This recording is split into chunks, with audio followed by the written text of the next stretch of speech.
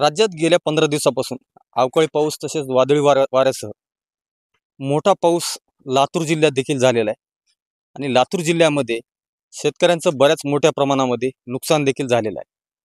आज आपण चाकूर तालुक्यातील अलगरवाडी आणि हनुमंतवाडी तांडा या शिवारात आहोत आणि या शिवारातील जे शेतकरी आहेत त्यांचं जे नुकसान आपल्याला दिसतंय ते आपण पाहू शकता.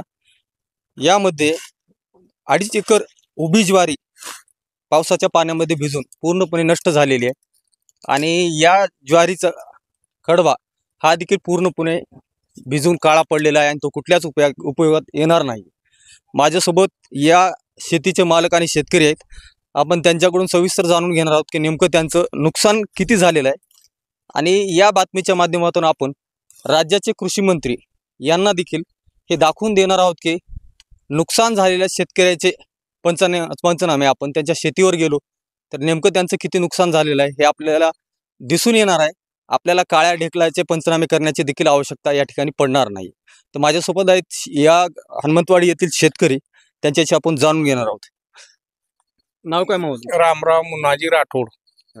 किती एकर ज्वारी होती तुमची? 2.5 एकर रान आहे. 2.5 एकर. हा, किती नुकसान झाले सरासरी तुमचं? 2.5 एकर बघा तर एकरी कमीत कमी 25 कट्टे ज्वारी होते आमचे. काय 25 कट्टे तर 2.5 एकरचे बघा किती होतात. 60 कट्टे ज्वारी होते 2.5 एकरची आणि 2000 कडवा. आता म्हणजे एकंदरीत किती आहे तुमचं नुकसान? तुमच्या आमच्या अंदाजात 2 लाखाच्या पुढून नुकसान झालेलं आहे साहेब आमचं. 2 लाखाच्या पुढून, पण मध्ये नाही. आता जो पावसामुळे जो हा कडवा भिजलेला आहे आणि पूर्णपणे काळा पडलेला आहे, हा तुमच्या जनावरांच्या खाण्यासाठी उपयोगी पडणार आहे का? ह्याला काय नाही, उद्या काट डबी लावून नकर हाडकले की जाळून द्यावं लागतं. कडबा खात नाही ना, काहीच कामाला येत नाही. पेंड्या देखील वडा येत नाही याचे. हा, आणि हे ज्वारीचा तर आता विशेष नाही, काळा पडलेला आहे. तुम्ही बघला दिसला की समोर त्या ज्वारीचं काय करावं त्याचं. आता हे फक्त रान पेरणीसाठी तयार करताय का? तयार करायचे पेरणीसाठी आता. हा, आता आगाताच्या पेरणीसाठी तयार करा म्हणून कापून टाकलेला बाजूला. काय करावं?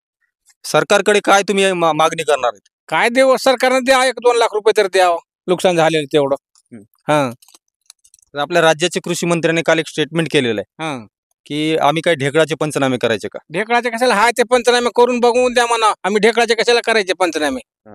समोर हाय, येऊन बघून हिडू काढून घेऊन जा म्हणा, फोटो काढून आणि द्या म्हणा. त्यांना खरं असलं तर द्या म्हणा आणि ढेकळा असले तर देऊ नका म्हणा. तर एकंदरीत या शेतकऱ्यांच्या भावना आहेत. त्यांनी रब्बी पिकाची जी मेहनत घेतली होती आणि तोंडाशी आलेला घास त्यांचा पावसाने हिरावून घेतलेला आहे आणि मोठ्या प्रमाणात एक आर्थिक नुकसान शेतकऱ्याच्या नशिबी आलेलं आहे.